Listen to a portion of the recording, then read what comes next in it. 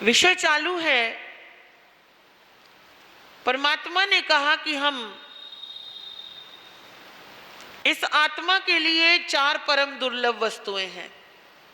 एक है मनुष्य का भाव जो हमें मिला।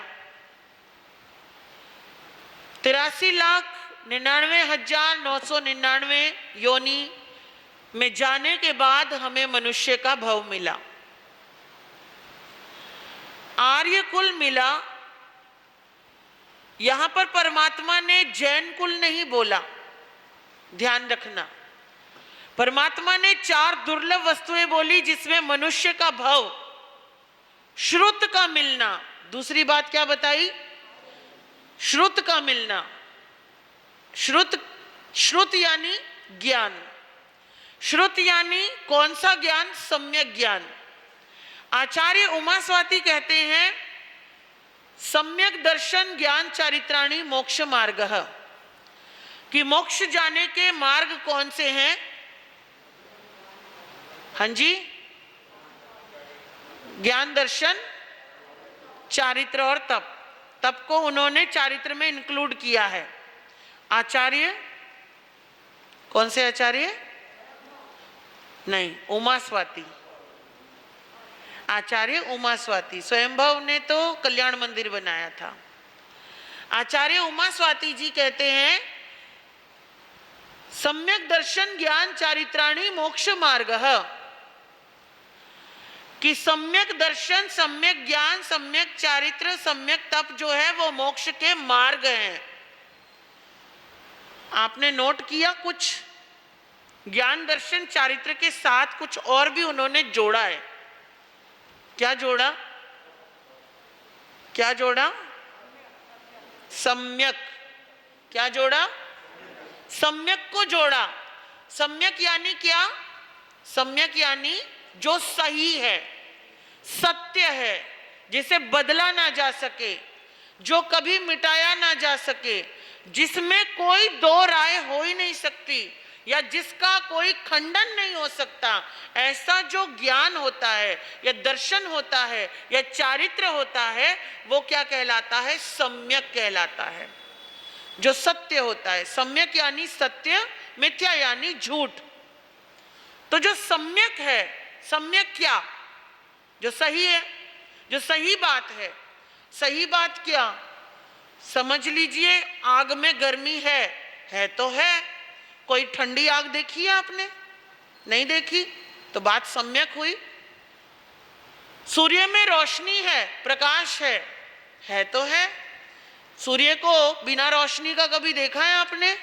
बेशक बादल उसको आवृत कर सकते हैं, आवरण से ढक सकते हैं, लेकिन उसके तेज को कम नहीं कर सकते।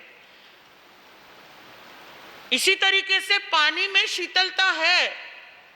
पानी को आप कितनी ही गर्म आग पे चढ़ा के उबाल दो, लेकिन जैसे ही आग से आप अलग करोगे उससे, वैसे ही पानी क्या होना शुरू हो जाएगा? ठंडा होना शुरू हो जाएगा, क्योंकि उसका स्वभाव शीतल है। तो ये बात क्या है? सही है। ये इस बात को दुनिया की कोई ताकत झुटला ही नहीं सकती। इसी तरीके से जो वास्तविक सत्य है, अगर उसका ज्ञान हम सही मायनों में कर रहे हैं, हमें पता होना चाहिए। अब आत्मा है, आत्मा तो है। कुछ लोग बोलते हैं आत्मा होती ही नहीं है। शरीर पैदा हुआ 2 तत्वों से मिलकर के, मेल और फीमेल के समागम से, स्त्री और पुरुष से, प्रकृति और पुरुष से कोई जीव पैदा हुआ है, और उसके बाद फिर वो जब मर गया तो कहानी खत्म, ऐसा कहा जाता है। बहुत सारे लोग मानते हैं इस चीज को। लेकिन सनातन में भी कई मत हैं, कई तरह के मत हैं, जिनमें कुछ लोग इस बात के लिए एकांत बोलते हैं। भगवान कहते हैं वो एकांत मिथ्यात्वी होते हैं, क्योंकि उन्होंने आत्मा के स्वरूप का ही खंडन कर दिया। समझिए उनको आप कोई ज्ञान दे ही नहीं सकते हो। लेकिन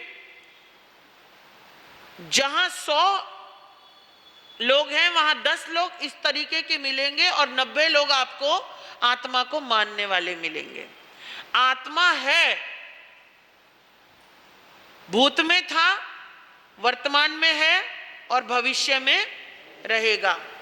चोला बदलता है जैसे हम कपड़े बदलते हैं, पुराना हो गया तो नया ले लिया। चोला बदलता है लेकिन आत्मा मरता नहीं है।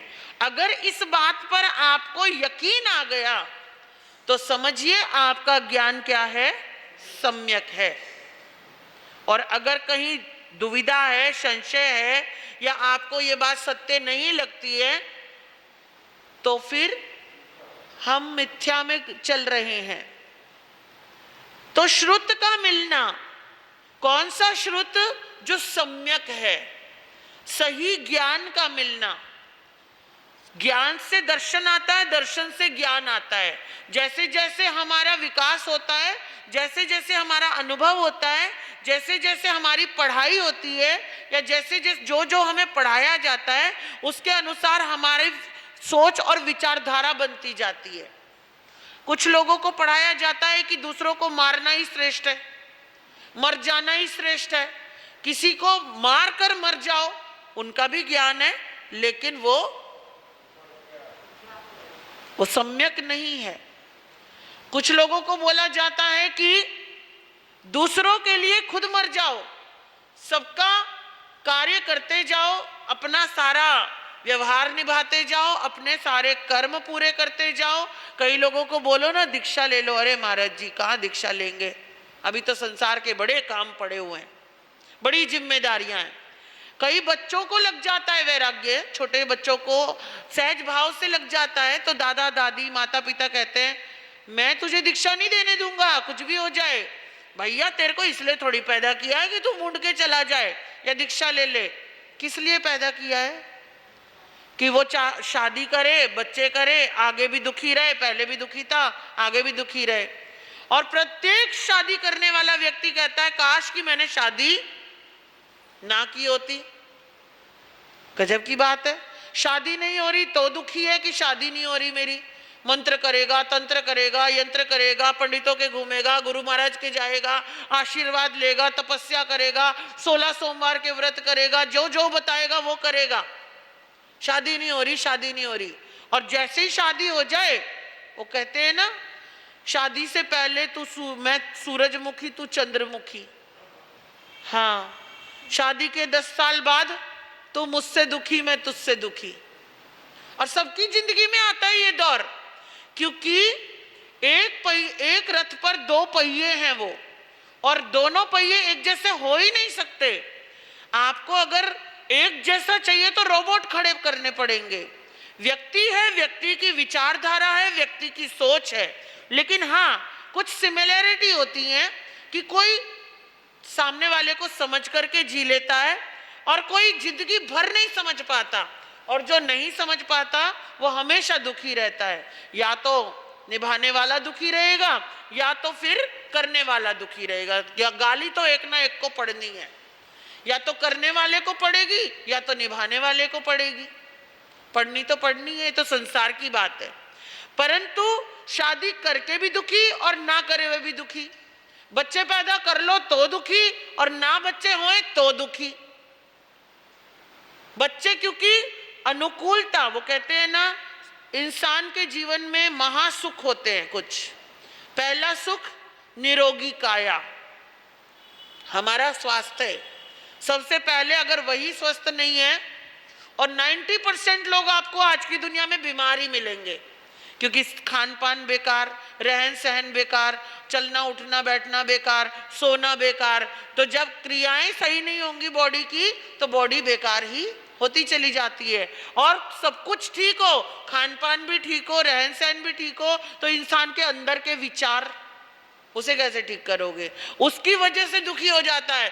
कभी कभी मैं देखती हूँ बहुत लोगों को कि कुछ कमी नहीं है, करोड़ों रुपया सड़ रहा है तिजोरियों में, पति बहुत अच्छा मिल गया है, लेडीज को अक्सर देखती हूँ, पति बहुत अच्छा मिल गया, बच्चे भी मिल गए, सास ससुर भी नहीं है, या हैं तो बहुत अच्छे हैं, कोई टोकते नहीं रोकते नहीं, फिर भी पूछो भाई तू ठीक है? क्या बताऊं आपको, मेरे जैसा तो दुखी कोई नहीं है। क्यों, क्या हुआ? मुझे नींद नहीं आती। क्यों नहीं आती नींद? क्या बताऊं महाराज जी, टेंशन रहती है, टेंशन। अरे भैया किस चीज की टेंशन है? अब जीवन मिला है, जी लो उसको। विचार जब तक हमारे खत्म नहीं होंगे, कर्म और कर्तव्य पूरे कर कर अगर आप अपने विचारों को संतुलित नहीं कर सकते तो आप हमेशा दुखी ही रहोगे, टेंशन में ही रहने वाले हो। फिर आपको दुनिया का कोई भी सुख मिल जाए तो पहला सुख निरोगी काया, दूसरा सुख घर में हो माया। अब माया भी अच्छी खासी मिल ही रही है, कोई कमी तो है नहीं, लेकिन तृष्णा, तृष्णा हमें ना सोने देती है, ना हमें खाने देती है, ना हमें जीने देती है। ये कम है और चाहिए, ये कम है और चाहिए, ये कम है और चाहिए। और वो जो तृष्णा है वो हमें सुखी नहीं होने देती। और कुछ लोग ऐसे भी देखे हैं मैंने जिनके पास कुछ नहीं है लेकिन फिर भी बड़े मस्ती में रहते हैं, या जिनके पास बहुत कुछ है फिर भी वो बड़ी मस्ती में रहते हैं, क्योंकि उन्हें बाकी की तृष्णा ही नहीं है। थोड़े दिन पहले मैं मुकेश भैया से बात कर रही थी, उनकी धर्मपत्नी कोमल जी से बात कर रहे थे हम उस दिन, प्रवेश वाले दिन। तो मैंने बोला भैया आप भी पहन लेते वाइट कपड़े। तो उन्होंने बड़ी सहजता से उत्तर दिया, महाराज जी मेरे पास है नहीं। मैंने बोला इतना बड़ा आदमी, अरबों खरबों पति, इसके पास सफेद कपड़े का एक जोड़ी नहीं है। तो उनकी धर्मपत्नी कोमल जी कहने लगी, महाराज जी मैंने उनको बोला आप ला देते, ले आना। बोले ये हमारा लाया हुआ इनको चलता नहीं है, ये खुद लाते हैं। मैंने कहा कैसे? बोले महाराज जी मैं बस 4 जोड़ी कपड़े रखता हूँ, जब वो फट जाते हैं तो और ले लेता हूँ। यकीन मानोगे? यकीन मान, मेरे जैसा नहीं मान रहा तो आपके जैसा कैसे मानेगा? लेकिन मैंने उनको पिछले 15 दिन में बड़े सहज भाव में देखा। ठीक है, बिजनेस पर्पस से इंसान अपने बिजनेस बढ़ाता है, बच्चों के लिए, परिवार के लिए, या अपना स्टेटस मेंटेन करने के लिए, या फिर, लेकिन भीतर में क्या चल रहा है, वो शांत है क्या, सुकून में है क्या, ये बात मायने रखती है। भीतर में कैसा है? अगर भीतर में वो शांत है, भीतर में वो सुकून में है, आपको बाहर की दुनिया दिख रही है, वो पुरुषार्थ करता हुआ दिख रहा है, हाथ पैर मारता हुआ दिख रहा है, लेकिन अंदर में वो बड़ा आनंदित है, तो उसके जैसा सुखी कोई नहीं है। और अगर ये ज्ञान समझ में आया, पहला सुख निरोगी काया, दूजा सुख घर में हो माया, तीजा सुख सुलक्षणा नारी, नारी के लिए पुरुष, पुरुष के लिए नारी। सुख तो भाई आपको भी चाहिए ना। अगर आपके पतिदेव आपके कहने में हैं, अच्छे हैं, सिर्फ आपको ही देखते हैं, तो आप बहुत सुखी हो। और अगर एक बार भी आपने उनकी आंखों में किसी और के लिए मस्ती देख ली, यकीन मानना जिंदगी भर सो नहीं पाओगी। पाती हो क्या?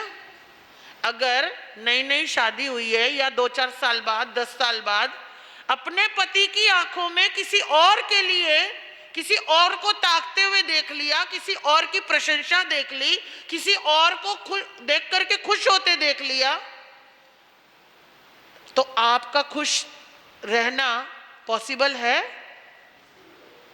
मुश्किल ही नहीं, नरक हो जाएगा। और वो बात बात में टोकना, रोकना, हर समय नजर रखना, हर समय हृदय में भयभीत रहना, ये सारी सिचुएशंस खड़ी हो जाएंगी और इंसान का जीना मुश्किल हो जाएगा। और आज 90% तलाक जो हो रहे हैं सिर्फ इसी वजह से हो रहे हैं, बेखौफ मस्तियां आ रही हैं। क्या आ रही हैं? बेखौफ मस्तियां आ रही हैं, और अपनी कोई भी अंदर की क्या नहीं है, ईमानदारी नहीं है, ऑनेस्टी नहीं है। और मैंने तो देखा है, आप 20, 30, 40 साल के बच्चों को तो आप रोज का देखते होंगे, लेकिन मैंने तो 60-60 साल की लेडीज और जेंट्स को भी देखा है। इतनी मस्ती चढ़ी होती है उन लोगों को कि मोबाइल में एक से बात कर रहे हैं, बाहर पड़ोसन से एक से बात कर रहे हैं, कुछ और नहीं मिला तो छोटी छोटी बहुएं या लड़कियां कभी पैर छूती आके तो कमर पे हाथ फेर करके आशीर्वाद के रूप में ही अपनी मनोकामना पूरी कर लेते हैं। तो मतलब माइंड कितना ज्यादा परेशान, खुद का परेशान, दूसरे का परेशान, परिवार का परेशान, पति है तो पत्नी का परेशान, पत्नी है तो पति का परेशान। तो ये ईमानदारी, ऑनेस्टी जीवन में अगर है, तीसरा सुख क्या है? सुलक्षणा नारी या सुलक्षण पुरुष, कि जो हमारा ईमानदार है। अरे तुम्हारी एक जोड़ी पहले से सेट थी, पूर्व जन्मों से सेट थी।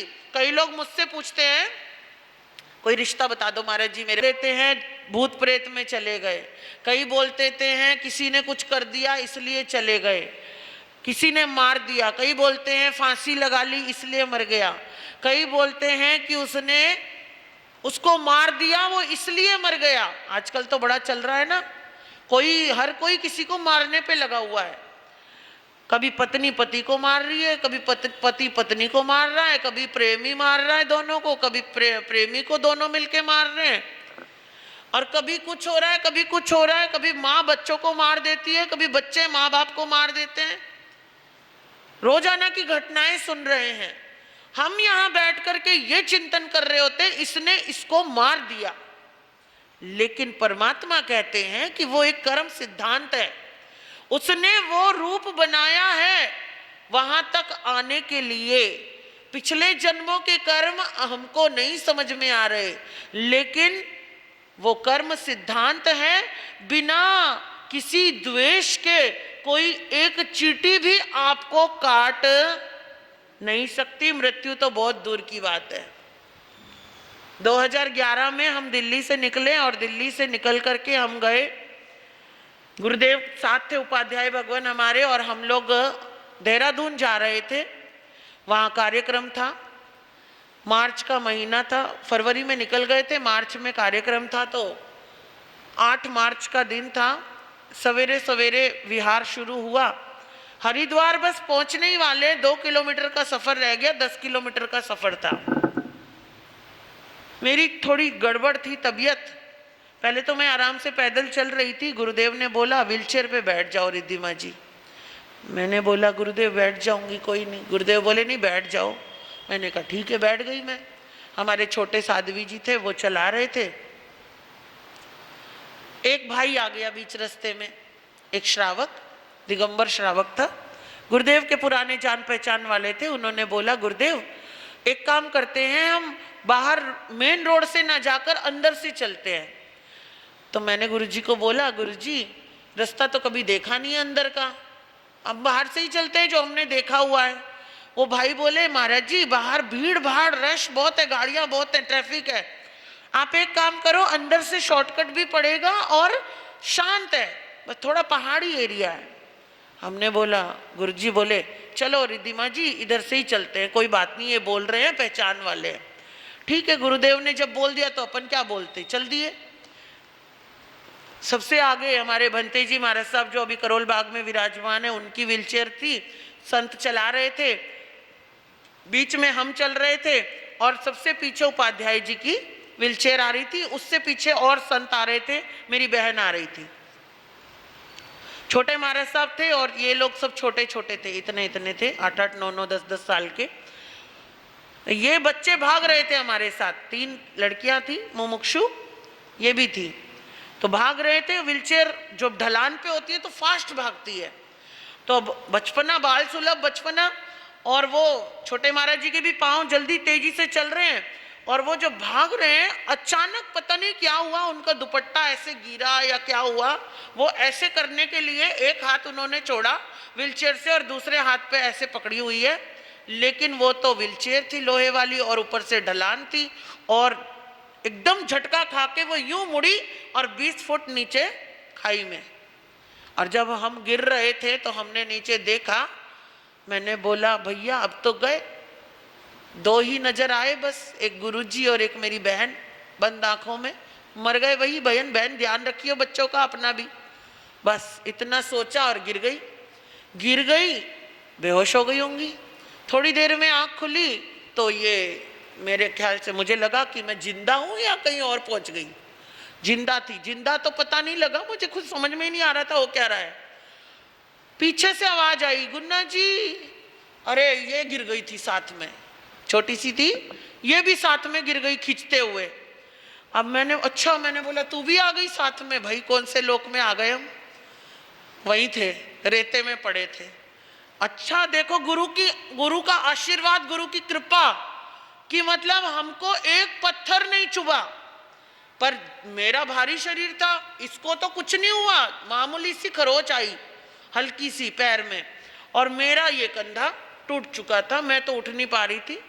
लेकिन पीछे से जब पता लगा, गुरुदेव को, आगे वालों को पता लगा और सब भागे भागे आए, वहाँ 2-4 लोग आ गए, वहाँ पे बोले माता जी गिर गई, माता जी गिर गई। लोग, लड़के लोटा लेके जंगल जा रहे थे, वो आए भागे भागे यूं के माता जी गिर गई, उठाने लगे। मैंने बोला भैया हमारे को टच नहीं करते, आप टच मत करो, लड़के टच नहीं करते। गुरुजी आ चुके थे, गुरुजी बोले रिद्धिमा जी मना मत करो, आगार है आपका, आपको ऊपर लेके जाएंगे, आप तो उठ ही नहीं पा रहे हो। तो खैर जिंदा बच गए। मतलब 20 फुट नीचे गिरने के बाद भी कुछ नहीं हुआ। और ऐसा एक बार नहीं, मेरे साथ 3-4 बार हो चुका।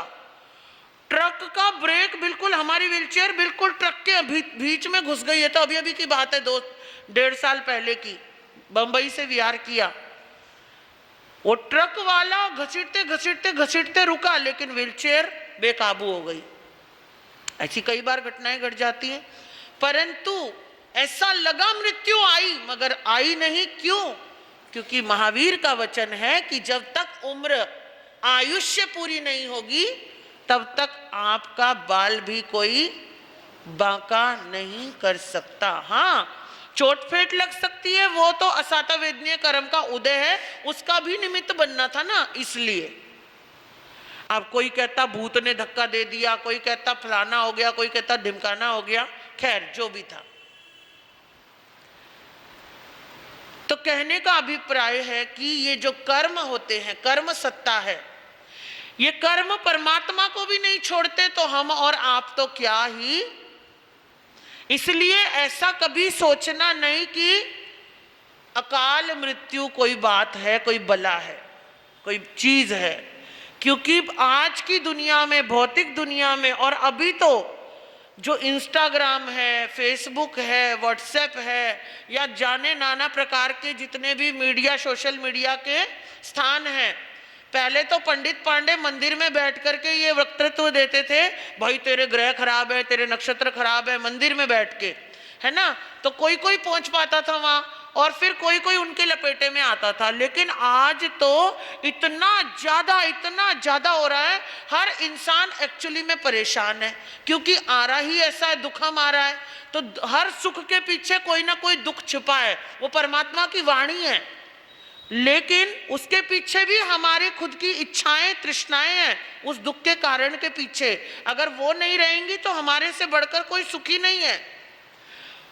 और वो इतना ज्यादा परोसा जा रहा है कि हर व्यक्ति क्या सोचता है दिमाग में, बस मेरे ही ग्रह खराब है और ये सही बता रहे हैं, मुझे यही करना है।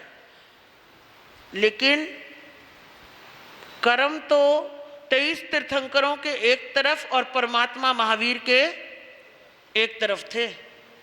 23 तीर्थंकरों ने तो कोई कष्ट ही नहीं देखा, लेकिन परमात्मा महावीर ने दीक्षा लेने के बाद भी कितना देखा? 12.5 वर्षों तक लगातार, निरंतर, हर दिन हर रात कोई ना कोई उपसर्ग आता रहा भगवान के जीवन में। यहां तक कि परमात्मा, जब परमात्मा बन गए, केवल ज्ञानी बन गए, अरिहंत बन गए, तीर्थंकर बन गए, उसके बाद भी गौशालक ने तेजोलेशा छोड़ दी। खैर भगवान के अंदर तो शीतलेशा होती है, उनका कोई बाल बांका नहीं कर सकता, लेकिन शरीर तो औदारिक था। तो कहते हैं वहां भगवान को क्या लग गए थे? लूज मोशन लग गए थे, दस्त लग गए थे। तो परमात्मा की बॉडी भी उस तेजोलेशा को, है ना, कितना ही प्रतीक, उनको मार नहीं पाए। तेजोलेशा में तो व्यक्ति ऐसे भस्म हो जाता है, राख भी नहीं मिलती, लेकिन भगवान का बाल बांका नहीं कर पाया गौशालक। फिर भी परंतु भगवान के वो कर्म थे, उस जीव के प्रति उनका वैर भाव था, उनका नहीं था, उस जीव का उनके प्रति वैर भाव था, मिच्छामि दुक्कडम। और वो इसीलिए कहते हैं कि जो कर्म है वो किसी कर्म की सत्ता हम और आप तो पहचान भी नहीं सकते। कौन जिंदगी में आ रहा है, कौन जा रहा है, किसके निमित्त से आ रहा है, किसी के निमित्त से जा रहा है। आज हम छद्मस्त हैं, इसलिए हम रोते हैं, चिल्लाते हैं, दोष देते हैं, है ना, परेशान होते हैं कि भाई इसकी वजह से ऐसा हो रहा है, उसकी वजह से ऐसा हो रहा है, ये बदल जाए तो ये बदल जाए कहानी। लेकिन बात तो ये है, कर्म तो हमारे अपने हैं, और जिन्होंने भी हमें कष्ट दे रहे हैं, चाहे वो मानसिक कष्ट हो, चाहे वो वाचिक कष्ट हो, चाहे वो काया का कष्ट हो, कैसा भी कष्ट हो, कर्म तो हमारा अपना बांधा हुआ है। 99 लाख करोड़ भव के बाद भी सोमिल आ गया था अपना कर्म लेने, आ गया था ना, सोमिल ब्राह्मण आ गया था ना। तो इनसे कोई नहीं बच पाया, परमात्मा नहीं बच पाए, हम तुम कोई नहीं बच सकते, लेकिन इन्हें ठीक कर सकते हैं, इन्हें ठीक कर सकते हैं, सही कर सकते हैं, इनको बदल सकते हैं। वो ताकत किस में है? 4 गतियों में से वो ताकत किस में है? मनुष्य गति में है। वो ताकत केवल और केवल मनुष्य के भव में है कि आप इतनी सारी डिफिकल्टीज को सही कर सकते हो। आप अपने आप को सही करो, बाकी दुनिया अपने आप सही हो जाएगी। परमात्मा कहते हैं तू अपने लिए विचार कर, तू अपने लिए चिंतन कर, तू स्व अध्याय कर। स्वाध्याय का मतलब क्या होता है? स्वयं का अध्ययन। तू स्वयं का अध्ययन करता जा। आज दिन भर में तूने क्या विचार किया, अच्छा किया, बुरा किया, अच्छे कितने आए, बुरे कितने आए, किसी के लिए क्या आया, गुस्सा आया, प्यार आया, नफरत आई, जेलसी आई, क्या आया, है ना। प्रेम में भी लोग गड़बड़ कर जाते हैं और नफरत में भी लोग गड़बड़ कर जाते हैं। और देखो, भगवान के नाम के आगे वीतरागी लिखा जाता है। क्या लिखा जाता है? पता है आपको क्यों लिखा जाता है वीतरागी? पता है? द्वेष तो आया ही नहीं उसमें माता, राग है, राग खाली। वीतरागी बोला जाता है, वीत द्वेषी नहीं बोला जाता। पता है मंत्री जी क्यों? नहीं, ऐसा थोड़ी है। क्यों नहीं बढ़ता? बढ़ाते जाओगे तो द्वेष भी बढ़ता ही जाएगा। बढ़ रहा था तभी तो सोमिल शर्मा का बढ़ गया। परमात्मा को वीतरागी क्यों कहा जाता है? ये शब्द ऐसे ही नहीं आया, हर शब्द के पीछे एक लॉजिक है। समझिए, द्वेष घटाना आसान है, नफरत मिटाना आसान है, दूसरे को छोड़ देना आसान है, क्षमा कर देना आसान है, लेकिन राग में से निकलना बहुत मुश्किल है। प्रेम का बंधन तोड़ना बहुत मुश्किल है। प्रेम को कैसे आप छोड़ोगे? प्रेम को कैसे मुंह मोड़ोगे? प्रेम से कैसे आप डिनाई कर सकते हो? कर सकते हो? प्रेम को आप बहुत मुश्किल से, भैया ये तो मुझे प्रेम करता है, इसकी क्या गलती है, यही सोच के आप अंदर से कनेक्ट रहते हो। बेशक आप उसके प्रेम का इजहार ना कर पाओ, आप उसके प्रेम को एक्सेप्ट ना कर पाओ, आप उसके प्रेम को दुनिया के सामने ना ला पाओ, वो आपकी कोई भी मजबूरी रह सकती है, लेकिन आप उसके प्रेम को नकार नहीं सकते। उसके प्रति आपका जो भाव है, वो भाव जो आपका प्रेममय रहता है, उस प्रेम को मिटाना बहुत मुश्किल है। इसलिए भगवान को क्या कहा गया? वीतरागी, कि उन्होंने सारे राग को मिटा दिया।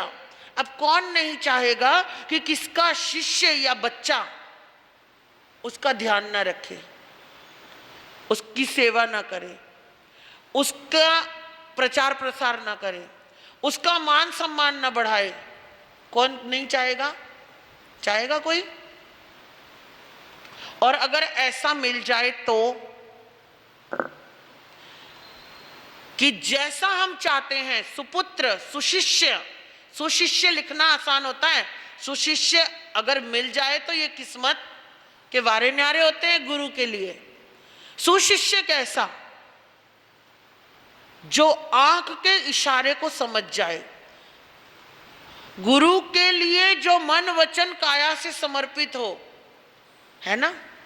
इस मामले में मैं बड़ी किस्मत वाली हूँ कि मेरी बहना की शिष्याएं, मेरी अपनी शिष्याएं, मेरी ये पौत्र शिष्याएं, मेरी शिष्याएं, पता नहीं गुरु कृपा ऐसी है कि बहुत किस्मत वाली हूँ कि मुझे ऐसी शिष्याओं का साथ मिला कि मेरी आंखें उठने की देर है कि इनको पता लग जाता है कि क्या चाहिए, क्या होना चाहिए, क्या करना चाहिए। बस परमात्मा ये किस्मत बनाए रखे, बदलते भी देर नहीं लगती, है ना। हाँ है। तो कहने का मतलब, लेकिन परमात्मा महावीर को मिले, ऐसे शिष्य मिले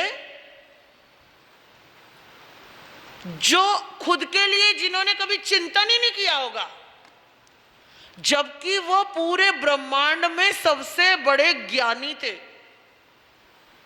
14 पूर्वों के ज्ञाता थे, दृष्टा थे। कौन?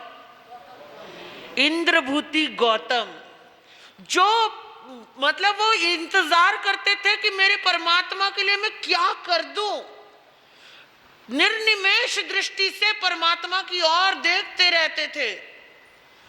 परमात्मा उनकी आंखों में, उनके मन में, उनके कण कण में बसे थे। मेरे भगवान, मेरे परमात्मा, मेरे गुरु, मेरे प्रभु, मेरे भगवान। और एक चेला ऐसा भी था कि जो भगवान को पिटवा देता था, चोर बता देता था, गालियां दिलवाता था, डंडे पड़वाता था। ऐसा भी चेला था, बदनामी करता था, खुद के मुंह से ही करता था, दूसरे को तो छोड़ दो। और भगवान ने उसे शिष्य नहीं बनाया था, वो खुद ही शिष्य बन गया था, मैं आपका चेला हूं, और पीछे पीछे पूछ की तरह रहता था। लेकिन भगवान ने उसके प्रति भी द्वेष नहीं रखा।